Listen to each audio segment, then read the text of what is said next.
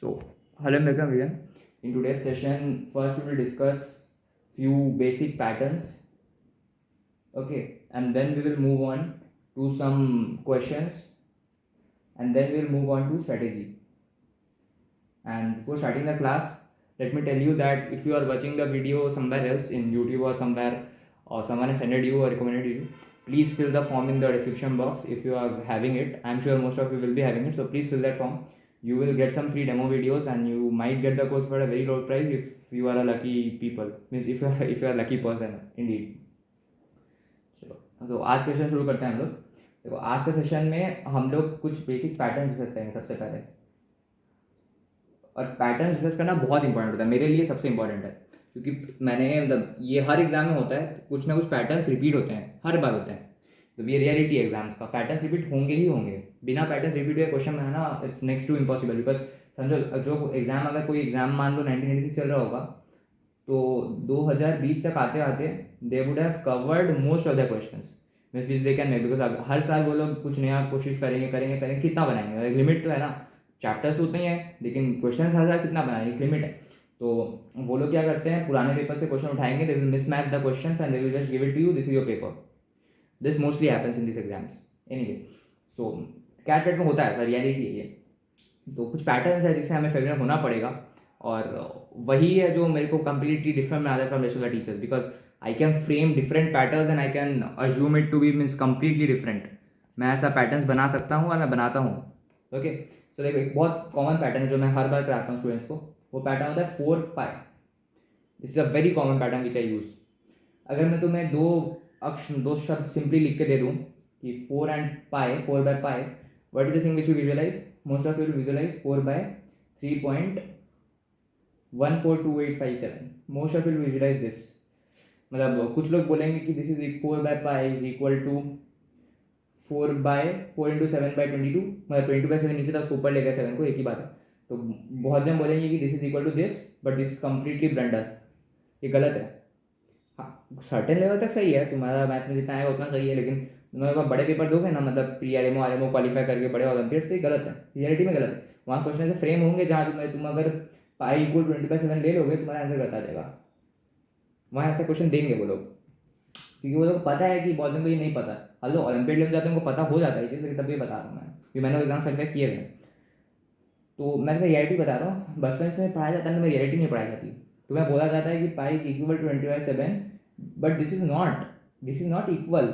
You can say this pi is approximately equal to 20/7, but pi is not equal to 20/7. Completely equal नहीं है वो, but pi is equal to 3.14159, फिर dot dot dot बहुत चलते रहता है. It is equal to this, मतलब बहुत बड़ा नंबर है कंप्लीटली, मतलब तुम उसको रैशनलाइज नहीं कर सकते. लेकिन ये दिस इज नॉट इक्वल 20/7, ये ब्लंडर मत करना तुम लोग भी. हाँ, तुम्हारे एग्जाम के लिए सही है वो 100%. तो competitive exam which are appearing for 20/7 completely use होगा वहाँ पर, मैं 100% गारंटी दे सकता हूँ उसमें. ठीक है, वो लोग उतना सोच नहीं सकते. पेपर में मतलब पेपर मेकर अगर तुम लोग बोलेंगे 3.159 लेना है, तुम्हारा कैलकुलेशन में इतना टाइम लगेगा कि ख़त्म, क्वेश्चन तो वहीं रुक जाएगा आधा. एनीवे, तो देखो तुम्हारा जो स्ट्रैटेजी के लिए तो मैं मेन पार्ट में बोलना चाह रहा हूँ ना, हमेशा एग्जाम में 2 ही राउंड रखना, round 1 round 2, no further rounds. Questions जो बहुत शॉर्ट हो और इजी हो करना राउंड 1 में, जो क्वेश्चंस थोड़े लॉन्ग हो लेकिन इजी हो राउंड 2 में. Okay, and the questions which are easy and very tough, no rounds, कोई राउंड नहीं जाएंगे वो क्वेश्चन. क्योंकि जनरली देखो जो लॉन्ग क्वेश्चन होंगे ना, वो तो जनरली वेरी इजी क्वेश्चन होंगे. बिकॉज देखो पेपर हम लोग क्वेश्चन बनाते हैं तो हम लोग को पता है क्वेश्चन कैसे बनता है. तो यही मतलब पेपर बनाने का पैटर्न ही होता है. लॉन्ग क्वेश्चन होता है, हम लोग बनाते हैं उसको ईजी है.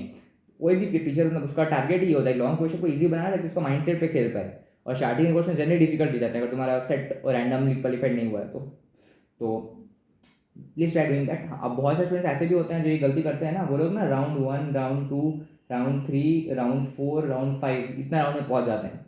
तो अब मेरे को समझ नहीं पाता, अगर वो लोग इतना राउंड कर पा रहे हैं तो वो लोग कर क्या रहे हैं वहाँ बैठ के, जाके लिख के बैठ के सीट लगा सो पी के खा पी के आ रहे हैं क्या? ये पॉसिबल ही नहीं है. तुम अगर 8 मिनट ही दोते हो ना 5 राउंड में, तुम्हारा टाइम इज ओवर, तुम जाके बैठ जाओ, कुछ करने का नहीं है. तो तुम 8 मिनट कितने क्वेश्चन कर लोगे वहाँ पर? तो 5 राउंड ही दोगे, तुम 8 मिनट में सारे क्वेश्चन देखोगे कैसे? एक राउंड का मतलब है you have means read through all the questions at least once. अगर तभी तुम्हारा राउंड कंप्लीट हो रहा है। तो राउंड मतलब एक, मतलब अगर एक सर्कल, इसको मैथ्स में ऐड नहीं करो, this is a round completely, इसको घूम के एक बार वापस आना, दिस इज अ राउंड, यहाँ पर वापस आए, दिस इज अ राउंड। सो इसको विजुलाइज कर लो चीज़ों को कि एक राउंड तुम्हें पूरा कंप्लीट करना है, मतलब completely you have to go from there and coming back. Okay, so इसके बाद देखो जो मैं बोलना चाह रहा हूँ कि sometimes it worth taking risk. कैसा टाइप का रिस्क? मान लो मेरे पास 4 ऑप्शन है, मैं एमसीक्यू की बात कर रहा हूँ अभी। तुम्हारे पास 4 ऑप्शन है, ठीक है, and you have eliminated 2 options and you are left with 2। अब तुम उस वहाँ बैठ के डिलेमा में पहुँच गए हो कि मैं इसे अटेम्प्ट करूँ कि नहीं करूँ। अभी ABCD है मान लो, BC को तुमने गलत बोल दिया है, तुम अब A और D में तुक्का लगाओ कि नहीं लगाओ। अब बताओ मुझे, मतलब मैथ्स ही करके बताओ यार, इतना तो मतलब इंटेलिजेंट हो ही गए होगे ना सेशंस के बाद, तुम ये तो बता ही पाओ एटलीस्ट। तो बताओ मैं एक और अटेम्प्ट करूँ तुक्का कि नहीं करूँ। तो देखो मैथमेटिकली तो मैं करके मैं बोल रहा हूँ कि it's worth taking the risk if you have eliminated 2 options. और मैं बता रहा हूँ ये बहुत बड़ा डिफरेंस मेक कर देगा तुम्हारा 90% से 97% तक का जंप में भी इसी से आ जाए। और ये आता है, मैं रियलिटी बता रहा हूँ, क्योंकि तुम्हारा एक्यूरेसी मतलब 50% भी क्रॉस कर देगा। और उसका कारण मैं बता रहा हूँ, उसका लॉजिक भी है, क्यों बताओ। उसका कारण ये है ना, क्योंकि you have a negative marking of 1/4 mark the positive, means what I want to say is the negative marking is of 1/4 the positive marks, right. और मैंने just a second, what I want to say is that कि तुम्हारा positive marking जो होगा ना, that will 4 times the negative marking, ठीक है। तो इसलिए मैं बोलना चाह रहा हूँ कि इस बात को समझो कि तुम्हारा नेगेटिव मार्किंग बहुत कम है। तुम्हारा अगर 50% एक्यूरेसी रहा तो you will be very high level in terms of marks and that will make all the difference, ठीक है। तो इतना रिस्क लेना सीखो लाइफ में, ठीक है। लाइफ में अगर इतना सा रिस्क नहीं ले पाओगे तो तुम हर समय अनसेटल ही रह जाओगे। लाइफ में रिस्क लेना पड़ता है सक्सेस होने के लिए। तो ये इस टाइप का रिस्क लो, कोई बात नहीं, क्योंकि तुम लोग अगर इस टाइप के पेपर को इस तरह से अटेंड करोगे कि it's and of life and all, कभी क्रैक नहीं होगा एग्जाम क्रैक ही नहीं होगा, ये तो मैं गारंटी देकर बोल सकता हूँ मैं। Take the exams casually, but casually मतलब ये भी नहीं कि जाके जैसे भी तैसे देके आ गए, नहीं, कैजुअली नहीं लेना है, लेकिन take it not in a way that is end of life and all, वैसे नहीं लेना है कोई एग्जाम, वो कभी नहीं। क्योंकि द मंत्रा और the secret to crack this exams is taking it normally and not end of life and all, ठीक है। तो ये बेसिक पार्ट है जो मैं तुमको बोलना चाह रहा था। और टाइम मैनेजमेंट तुम लोग सब जानते हो, इतना देखो मैच्योर हो ही गए बाद कि इतना सा बेसिक टाइम मैनेजमेंट अपनी तरफ से डिसाइड कर लो, वो मैं सबको मतलब थाली में देना नहीं चाहती हूँ। सबका अपना होता है डिफरेंस, कोई क्वांट्स में अच्छा है, कोई VARC में अच्छा है, ठीक है। तो सबका अपना देखो स्ट्रॉन्ग पॉइंट और वीक जोन है। तो अगर कोई क्वांट्स में अच्छा है तो उसमें वो जल्दी सॉल्व करना है। एनीवे इसे पे एग्जाम में ज़्यादा सेक्शन लिमिट होता है, तुम्हारा IT में सेक्शन लिमिट होता ही है, कैट वैट में सेक्शन लिमिट होता है इसमें। तो इसमें तुम ये नहीं कर सकते कि इसका टाइम बचा के, इसमें रोहतक में कर सकते हो, IPMAT रोहतक में, लेकिन इसमें नहीं कर सकते वो काम। तो इसमें anyway you have to attempt. So तुम लोग अपना टाइम मैनेजमेंट के हिसाब से करना चाहते हो कि चैप्टर तुम्हारा स्ट्रॉन्ग है, तुम अपने हिसाब से कर सकते हो, ठीक है। तो आज मैं क्वेश्चन तो ऐसा डिस्कस करना चाहता हूँ बेसिक जो इंपॉर्टेंट लग रहे हैं मुझे एग्जाम्स के लिए। तो ऐसे टाइप के पैटर्न वर्कशॉप्स हम करेंगे, बहुत सारे करेंगे अभी पैटर्न वर्कशॉप्स। सबसे इंपॉर्टेंट सेशंस बच करो नहीं करो पता नहीं मेरे को, लेकिन तुम्हारे बेसिस क्लियर है तो पैटर्न वर्कशॉप्स में जरूर आओ, कि पैटर्न वर्कशॉप्स में सारे कंसेप्ट क्लियर करवा देगा, क्योंकि वो वन इन ऑल है, ठीक है। तो पैटर्न वर्कशॉप्स में देखो, सबसे पहला जो तुम्हें जो भी डाउट पूछोगे सब आ जाएंगे मेरे पास यहाँ पर। तो पैटर्न वर्कशॉप्स में जो सबसे एक तो इम्पॉर्टेंट पार्ट है कि हमारा फोकस कुछ क्वेश्चन पे भी रहेगा आज। तो एक क्वेश्चन चलिए वाले लेते हैं, question 9 from your sheet. Small word का रैंक बताओ अकॉर्डिंग टू डिक्शनरी। इस वर्ड का रैंक बताओ। इस क्वेश्चन बहुत इजी है और बहुत कॉमन है आना। रीज़न मैं बोल रहा हूँ, रीज़न ये है ना कि ये क्वेश्चन बनाने में कोई मेहनत नहीं लगती।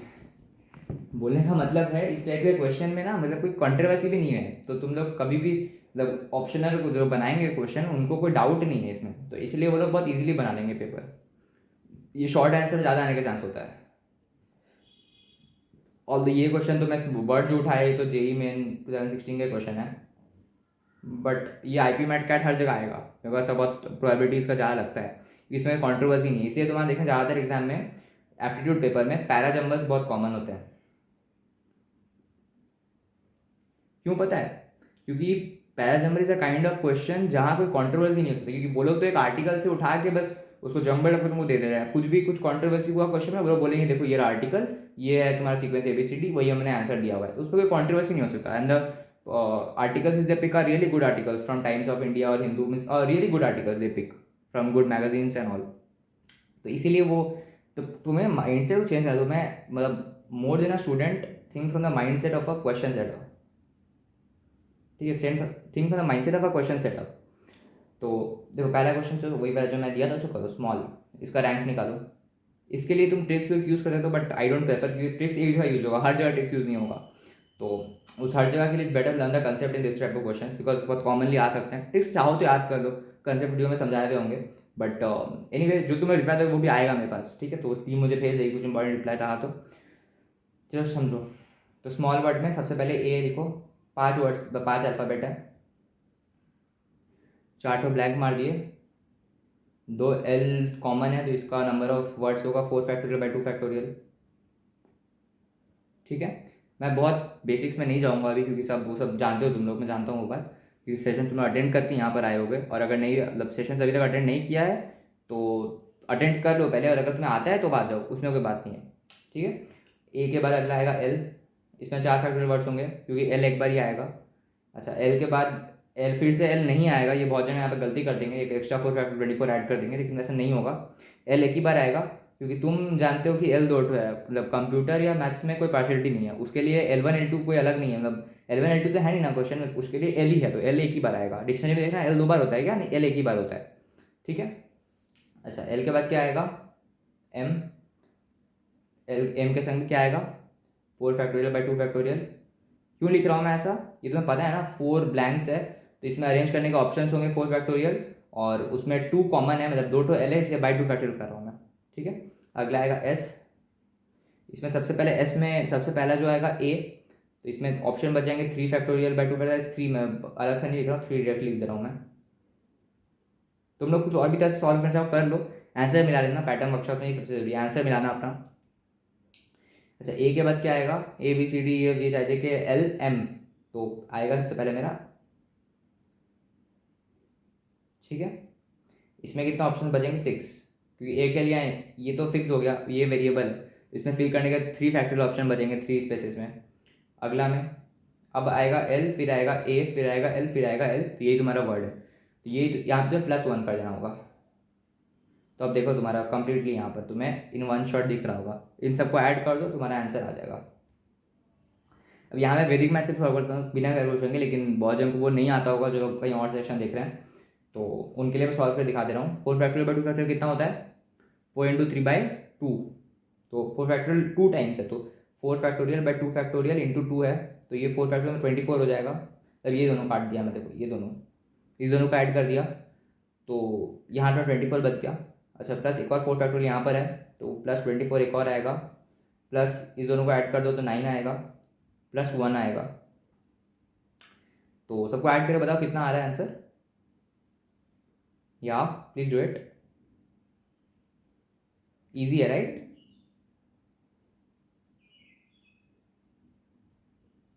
कितना आ रहा है आंसर, या 59 is the answer. Sorry 50, just a second, 58 is answer. ये 1 यहाँ गलती से ऐड हो गया. 58 इज माई आंसर. सबका हो गया ना solve, no doubt in this question right. मैं शीट में गलत आंसर नहीं दिया, मैं चेक कर रहा हूँ मेरे को शीट्स में हमारा सही आंसर है ना. Let me just check it. Okay, sheet archive, just second, number 9 answer, या करेक्ट, शीट में भी सही आंसर है, 58 ही दिया हुआ है, सो इट्स करेक्ट. तो इसका आंसर सबको समझ में आ गया होगा. ये कैलकुलेशन पार्ट मैंने डायरेक्टली कर दिया, तो ये पार्ट जो समझ में नहीं आया होगा तो बोल देना, उसका डिटेल वीडियो तुम्हें भेज दिया जाएगा. ठीक है, चलो अगला क्वेश्चन. ये क्वेश्चन मैं देना चाहता हूँ, चलो ये अच्छा क्वेश्चन है बहुत. चलो ये अच्छा क्वेश्चन करते हैं. तो लेट, ये भी मैं यही एडवांस क्वेश्चन ले रहा हूँ आप लोग.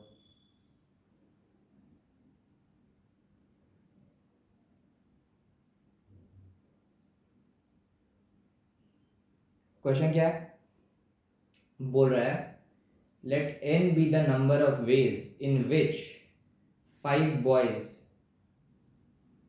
and 5 girls can stand in a queue in a way that all girls stand consecutively. Girls consecutive.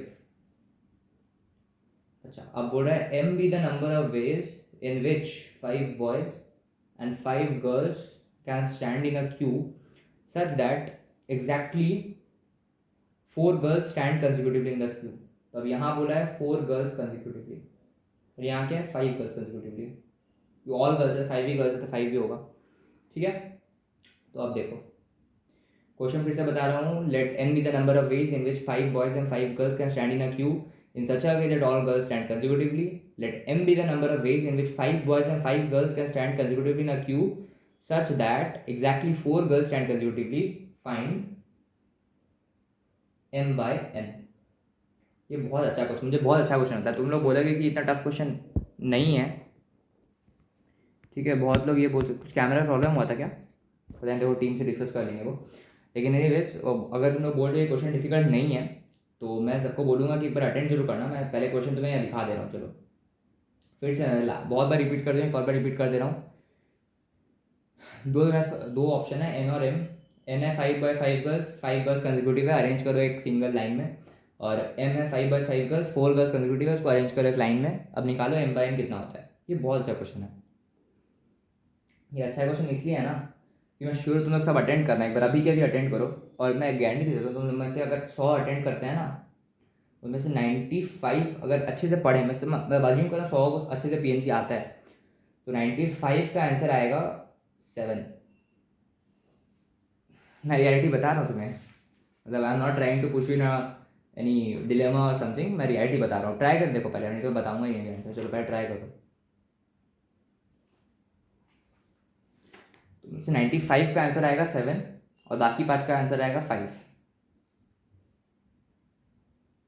मैं दोनों चीज़ें बताऊंगा. 7 भी कैसे आएगा, 5 भी कैसे आएगा, दोनों बताऊंगा. और फिर ये भी बताऊंगा सही कौन सा है गलत कौन सा है. चलो, ये बहुत ब्रिलियंट उन्हें क्वेश्चन दिया है. देखने में इतना सिंपल है कि सब जंप कर जाएंगे क्वेश्चन में और करके अपना 2 मिनट वेस्ट करके गलत आंसर करके निकल जाएंगे. ये रियलिटी है. तो सबको अच्छे से जो अच्छे से पीएनसी आता है उन लोगों को क्वेश्चन देना, मतलब डम को नहीं, जो उसको बहुत अच्छे से आता है टॉपर्स को देना ये क्वेश्चन. वो लोग को भी आंसर 7 निकालेंगे, मैं श्योर हूँ. ठीक है, इसका रियल आंसर क्या है, 5 है. अब मैं बताता हूँ. देखो अगर तुम्हारा 7 आया है तो समझोगे तुम you are not in a very bad situation. तुम्हें पीएनसी आती है लेकिन थोड़े आप बहुत मतलब गलती से कभी कभी कंसेप्ट में थोड़ा सा गलती हो जाता है. मतलब 7 आया तो समझ लो कि तुम you are not in a very bad situation. और आप में भी आ सकता है, मैं इसलिए बता रहा हूँ. चलो, let n be the number of ways. चलो यहाँ पे एन लिखते हैं. तो 5 बॉयज़ हैं, 5 गर्ल्स हैं. तुम्हें इन्हें अरेंज करना है तो ये 5 गर्ल्स को यहाँ बंडल अज्यूम कर लो. ठीक है, यहाँ पर 5 बॉयज़ को डाल दो.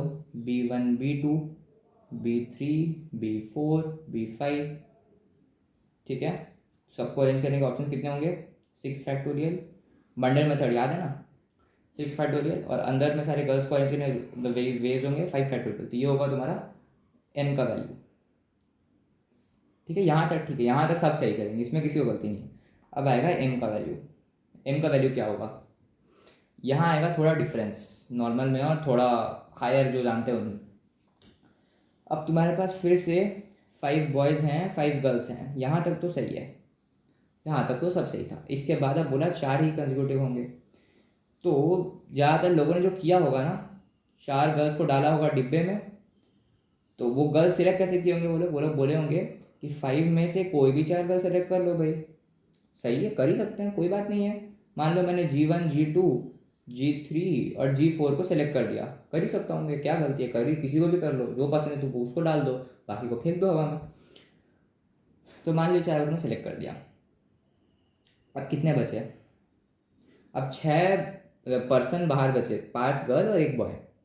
तो अब तुम बोलोगे कि उनको अरेंज करने के वेज कितने होंगे. अब तुम बोल दोगे कि यहाँ पर 7 फैक्टोरियल होंगे प्लस मतलब इनटू प्लस मतलब और बोलना चाह रहा हूँ मैं. तो और क्या होंगे, और इसको अंदर में इन चारों को अरेंज करने के वेज होंगे 4 फैक्टोरियल. तो तुम बोलोगे कि 5 factorial by 4 factorial into 7 factorial into 4 factorial cut जाएगा. ठीक है, तो आंसर आएगा 5 फैक्टोरियल इंटू 7 फैक्टोरियल. ये आएगा m. और n क्या आया था देखो, n आया था 6 फैक्ट, मतलब देखो मैं दोनों लिख दे रहा हूँ, m बाई n का आ रहा है मेरा 5 फैक्टोरियल इंटू 7 फैक्टोरियल, और नीचे आ रहा है 6 फैक्टोरियल इंटू 5 फैक्टोरियल। यही आया सबका, हाँ है ना। अच्छा आप देखो, तो इसमें तो ये कट कट आके आंसर आ जा रहा है 7, पर 7 गलत है। ये रियलिटी बता रहा हूँ मैं तुम्हें, अब ये गलत आंसर है। अब गलती कहाँ हुई उसे समझो, मैं तुम्हें पहले गलत सॉल्व करके दिखाया कि ये इंट्यूटिव थिंग आएगा, लेकिन ये गलत है। सही गलती कहाँ हुई समझो, तुमने जब अज्यूम किया ना 4 गर्ल को, देखो सबसे पहले तुमने एम में, एन में सबका सही था, एम में गलती हुई, कहाँ गलती हुई समझो। तुमने एम में अज्यूम किया कि पहले तुम पास में 4 सेलेक्ट कर रहे हो,